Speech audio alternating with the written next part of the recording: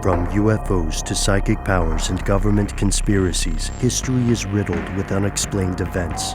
You can turn back now or learn the stuff they don't want you to know.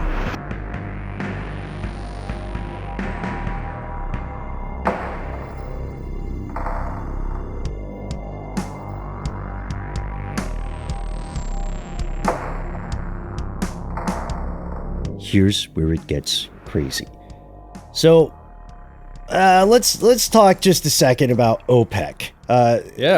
Yeah. All right. OPEC is the Organization of the Petroleum Exporting Countries. You have, depending on the kind of news you've read over the years or decades, you've probably heard OPEC being brought up various times in the West, and that's because OPEC it makes for a very convenient boogeyman, especially when you get to oil wars and fossil fuel prices, because OPEC is what is known as a cartel. Usually when we hear the word cartel, we associate it with drugs, cocaine. You know what I mean? Like this is because we often hear the terms together. We don't hear things like banking cartel, right? And even though the diamond cartel is very much real, you like 9 times out of 10, when you hear the word cartel described in the news, it's going to be referring to drugs. But what it actually defines is just this. Let's say that Matt, Noel, Mission Control, and I all make, I don't know, what's something fun that we make? Something specific. It's got to be weirdly specific. Slime for kids. Okay, we make like that slime, like don't laugh, Matt. Kids type, love slime. That kind of, let's say it's like a branded kind. It's a very specific kind of slime. Like how about GAC? Like Nickelodeon GAC. There we go. So we make GAC. We make GAC, and we are the 4 largest manufacturers of GAC, and our we don't. Company is called Gacida. Your company is called Gacida. It's not called Matt GAC. Well, anyway, we got lots of room to play with this. So we are the 4 largest manufacturers of GAC, and we say, hey, why are we fighting with each other? You know what I mean? Why are we all like living like dogs and paupers for our measly 25% of a small piece of pie? We could get together. We could make the pie bigger and we could all profit off of it. And what we would do then is we'd be a group of suppliers or manufacturers, and we would conspire with each other. Literally, we would say, okay, the price of GAC, no matter what, is always going to be Arrested Development reference, is always going to be like, what could it cost? $10? You know, that's what we'll do. We'll do it the way they did bananas. And then we would say, in addition to that, the 4 of us are also going to cooperate, whether through transparent legal means or through unethical, illegal means, to keep all those other dirty competitors out of the game. You know, yeah. there are a bunch of independent producers of GAC, and we are going to destroy them. So free market, a cartel is not, Yoda would say. You know, a really great example of this is in a show that I've been rewatching recently, The Wire, where there is a group of rival drug dealers who are constantly at each other's throats and warring and dropping bodies in the streets. And then they eventually get together, pool their resources, use their influence to get the best product, and then share real estate. And then they also use that to vanquish any other competition. Or if there is competition that's worth bringing into this collusion or a cartel type situation, they do that and just absorb them. But it ultimately is about limiting competition and about kind of the rising tide carrying all vessels, but also not having any outsiders. Yeah. Right. And price fixing. And I think just one minor thing we're missing with the GAC version that we're talking about here is that with most cartels, there's either a natural resource or a resource that is limited. There's limited access to, right? So yeah, our GAC is all organic. Exactly. It's made from the GAC tree, which only grows You're making an excellent point. But yeah, in the GAC example, it would be more about the things needed to create the GAC, right? So in Maples, the reason why it's important, or like almost like I would say almost needed to have a cartel like this, and I know that's a little controversial. We'll get into it, but it's because there is a limited amount of the stuff in circulation at any given time. And controlling that, the supply becomes vital to the industry. Right. It becomes monopolistic, and the world of Dune by Frank Herbert has an excellent example of this with the spice. This is not based on some sort of made up thing. Now, the cartel in question is called the Federation of Quebec Maple Syrup Producers, but the real name is in French because it's Quebecois. It's usually referred to by the acronym FPAQ. The story of the organization is interesting. It dates all the way back to the 1950s. These guys have been active for a while. So over in southern Quebec, a group of, remember the name, sugar makers, were having a hard time because this is hard work. Just like farming, these folks are often at the whims of the weather. They don't know what may or may not affect the trees. And sometimes it's like act of God level disasters. So they said, look, we can no longer be at the whims of a market. We have to be able to guarantee our survival, the survival of our kids and our businesses. So we're going to get together and we're going to Voltron up. We'll collectively market our maple syrup. This starts in 1958. The idea catches on. It leads to the formation of a larger group, ultimately across the entirety of Quebec. And since 1989, they're typically called producers, all the sugar makers in this FPAQ have worked together as a cartel. They've set prices, and they've also done something else. They've set production quotas. That's the big problem that the U.S. historically had with OPEC. They would get mad at OPEC. And I had an old professor years ago who said, I was a very nice person, but they said, OPEC exists to stop the flow of oil and make it expensive. And okay. I thought it was a little hot take because it didn't seem like a good idea as a business model, but it turns out it's a great idea as a business model in some cases. Especially if you want to enrich a small number of families that own all the oil in the Middle East. Anyway. Yeah. Or GAC tycoons like us. Yeah. Right? Hey, so, of course. Hey. So this is again, it's similar to OPEC. It's similar to De Beers, which is the infamous diamond cartel, or it's similar to the Phoebus cartel, which is the group that back in the day purposefully made light bulbs crappier. Yeah, and also just, hey, don't sleep on the diamond, the De Beers diamond thing. I think we just put out the classic episode on diamonds. Don't sleep on that. Go check it out. With Lauren. Wasn't Lauren on that one? Mm-hmm. Lauren Vogelbaum. Question. I don't know the answer, but just hypothetically speaking.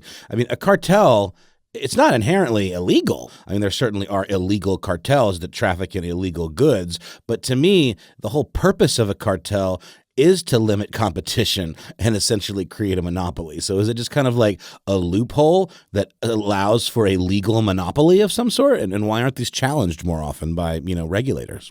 What a great question. Yes. The answer, as we'll find, verges on the philosophical points, but without sounding too cynical, what I would say, and I welcome disagreements with this, what I would say is that the issue of legality ultimately becomes just an issue of who controls the mechanisms of the state. That's why different countries have different laws. So like like somebody may consider the activities of a cartel domestically or internationally illegal, but if that cartel is powerful enough, if they have enough access, enough what you would call juice in the wire or suction in the wire, suction. Say if their industry makes a lot of money. Right. Mm-hmm. Or if their industry has already been purchased through perhaps unethical means by the rulers of a country, then they get to decide what they think is legal or illegal. So that's why we have these legal cartels. And then, there's the greater good argument that comes out, and sometimes it's a good faith argument. But the idea here is the idea of what these guys are doing. This group is legal. The government of Canada has sanctioned this. But not everybody agrees, because there's very much a who watches the watchman kind of situation anytime you talk about a cartel, because you could ask people in mining operations throughout the continent of Africa what they think of the cartel's activities. And sometimes being ethical and being legal are not always the same thing, unfortunately. Yeah, and again, like we're making these comparisons because it is the best. These are the best ways to actually make these connections and talk about these things. But the mining operations and some of the horrors there are very different from sugar makers tapping trees, right? But and there's also, I mean, there that's the thing. We love the complexity of a topic like this because it's not apples to apples or maples to maples. There it is. In every one of these.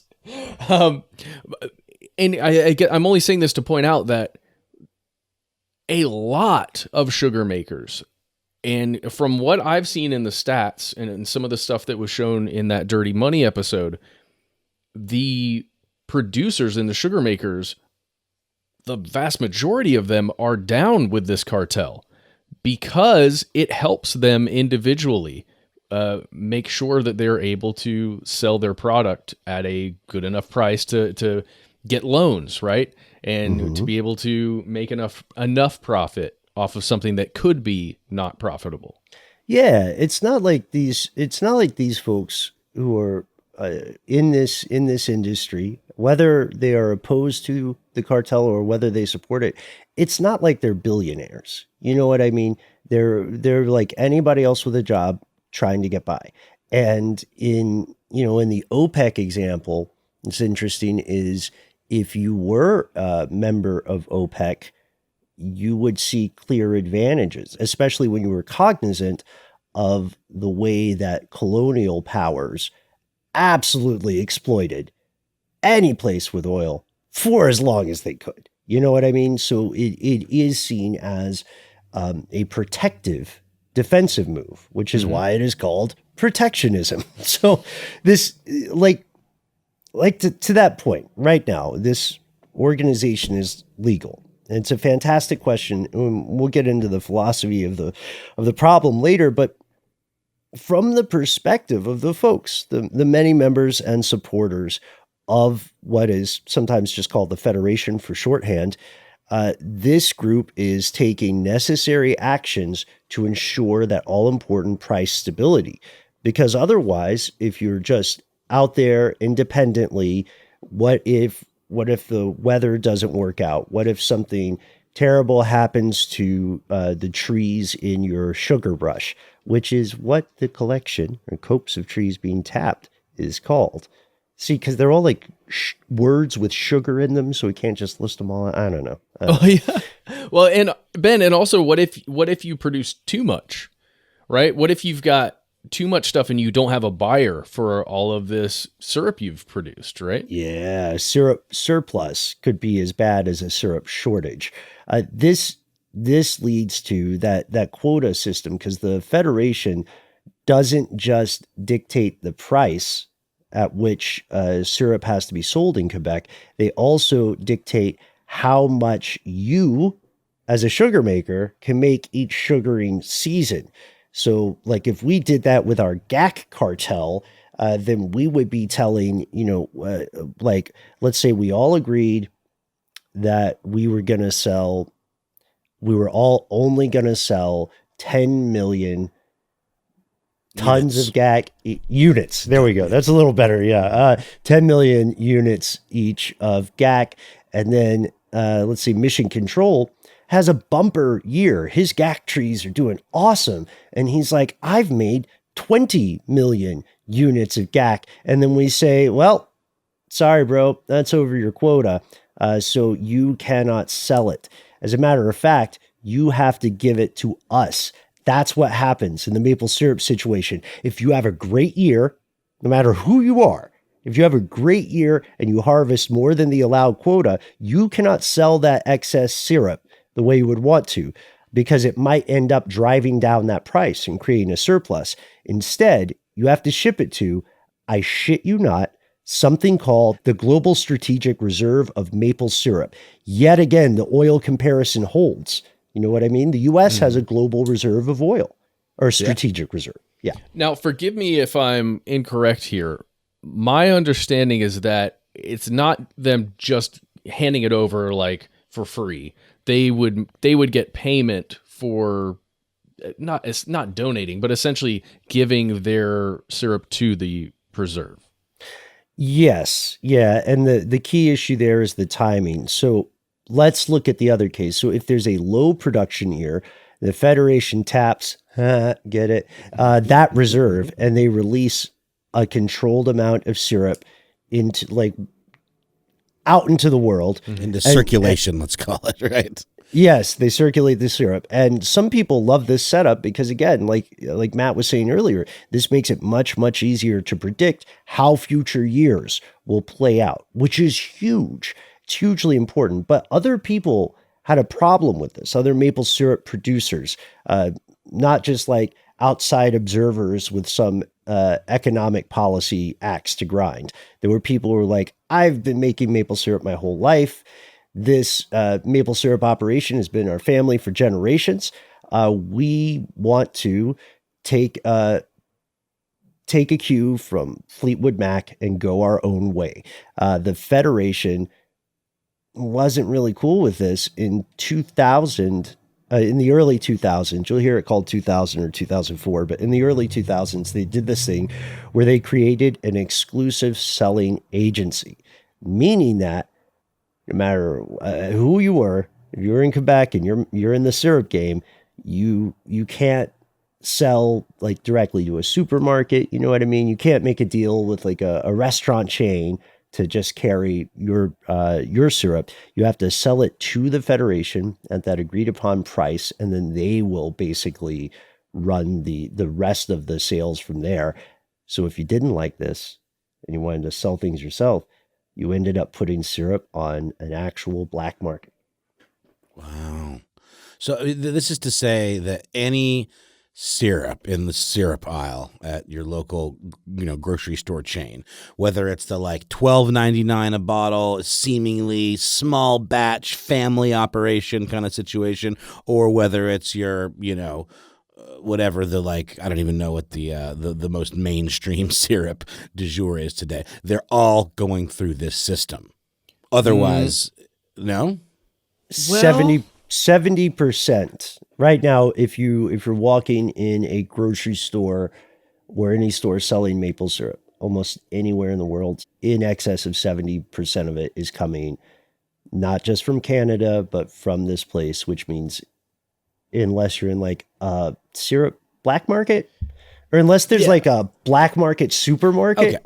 So obviously, some syrup comes from the United States. Obviously, I mean, that's the issue here. I see. Well, and a lot of syrup you will find for sale wherever you live is going to be corn syrup that's got some color in it and may have some maple flavoring and or maple syrup involved, but it's mostly corn. Fructose, but it can't say pure. Yeah. Mm-hmm. No, it can't say pure. And there is a premium on organic maple syrup, but largely like this organization has the heft to swing around and to get its way. This is where stuff started clamping down. And for people who are big free market proponents, this is where it becomes a little bit of a horror story, because all producers in the area, all sugar makers in the area are required to sell their product directly to this organization, whether or not they want to. So it's not quite the same thing as like a union. You can't opt in, right? There is one exception, which is you can sell small amounts of your syrup directly from your farm, which are called, I love this, sugar shacks. Cue the B-52s. You can sell your own stuff to people who like happen by, right? And you can also, if you want, you can sell to supermarkets as long as you give the Federation their cut, which is 12% off the top. It's not as big of a cut as, say, Google takes off YouTube, but still 12% makes a big difference in people's lives. As a matter of fact, let's talk a little bit more about the money in this relationship, because that's where the problems with cartels usually come into play. And that's usually where you see like if not conspiracy and corruption, that's where you're going to see the conflict. Yes. Estimates. Right now, our best estimate is that the Federation, the cartel, takes the equivalent of 11 cents US off of every pound of syrup produced. So let's just do the math here. 1 gallon of syrup contains 11 pounds. So $1.21 US per gallon of syrup, basically. And interestingly, and I guess kind of rationally, that money that the Federation takes off, according to them, goes to the promotion of maple syrup as a thing. It is like, right? We're promoting the industry itself by having this group over like deployed on top of it. And also in research, how can we tap these trees better? And how can we store this maple for longer? Mm-hmm. And what scientifically proven advantages does maple syrup have over, say, some other sweet substance that people might buy in a store, like honey? And if you are a sugar maker, you also pay an administrative fee to this organization. But again, the people who are running this organization, staffing it, working for it, they're going to say, look, we're making ends meet, but please stop calling us like tycoons and stuff, because we're trying to do what's best for everybody. The thing is, again, for their involvement, whether consensual or non-consensual, these producers are paid in installments. So like going back to our surplus year example, you send in, you've exceeded your quota. How dare you be good at what you do, right? How dare you be, extraordinary at what you're doing? Then you will be paid for the syrup that has to be shipped off to the strategic reserve, but you're paid on kind of a layaway plan. And this has led some unhappy syrup makers to say that they've said they're waiting like months, or in some cases years, for these payments to come in. And if you are paying other bills or costs associated with keeping the lights on, et cetera, then you can't really go to your utility company and say, I'm waiting on my syrup money. I'll get to you next year. Fingers crossed. Knock on Maplewood. Yeah. Well, yeah, and you can totally see why the black market feels like it may be a viable option for that individual, like you said, who needs to make payments to other people while they're waiting on the other one. But there certainly are, critics of this system on the producer side. And one particularly vocal producer who is fighting against FPAQ, is Angèle Grenier, who was kind of tired of the whole setup. She was sick of the cartel pushing her around and decided to take on a direct sales model where she sold her syrup right to a distributor, bypassing the FPAQ entirely. And the police got involved. All of her stock that she had warehoused was seized, and she was slapped with a crippling $500,000 fine. Very much seems like they were trying to make an example of her. So this is where we start to really see problems brewing. And Ben, I believe this is one of the primary interviewees on that Dirty Money episode. Yeah. This person who's very outspoken and kind of leading a fight against the cartel. It's a fascinating story. We recommend you check out that episode if you can, just to get the background on it. But we're gonna continue on here, because that was just the beginning of the issues at hand here. Yes, trouble was on the horizon. We'll pause for a word from our sponsor, and we'll return with more, unless, of course, Big Maple gets us.